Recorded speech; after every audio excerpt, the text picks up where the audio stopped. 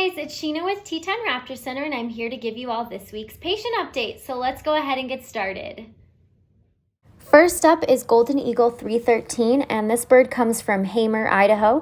This is definitely one of the most interesting cases that we've seen all year, as well as one of the most challenging.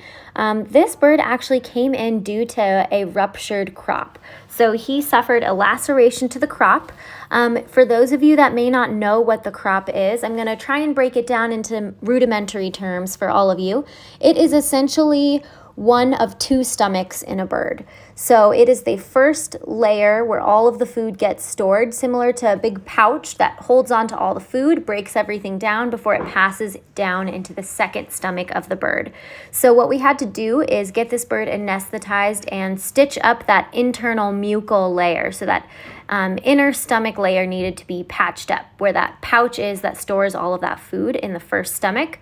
And then we had to stitch up the second layer, so that external layer of the stomach. Here's the bird after he just woke up from surgery, so he looks very groggy. You can see that big white patch right below his neck. That's where we patched up the area.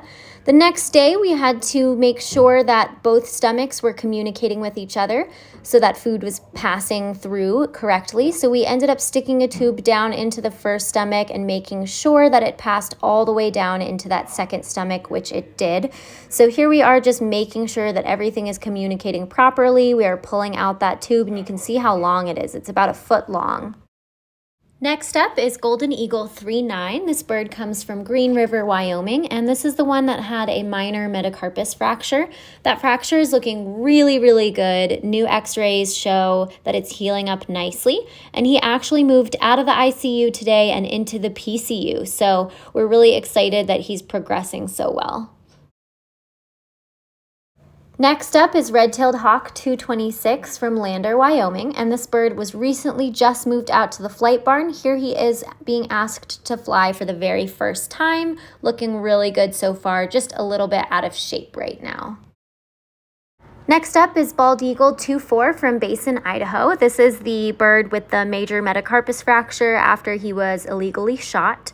I'm really excited to announce that he had a follow-up surgery to remove that orthopedic pin now that his wing is fully healed. So the next step in his journey is to begin rigorous physical therapy, but things are looking really good so far.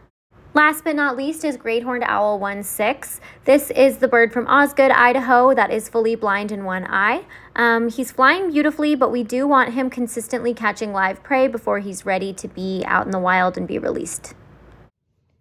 All right, that's all we've got for this week. Thank you guys so much for tuning in, and I hope you enjoyed learning more about our birds. Remember that if you want to do your part to help keep wild birds wild, you can check out our website at tetonraptorcenter.org and make a donation.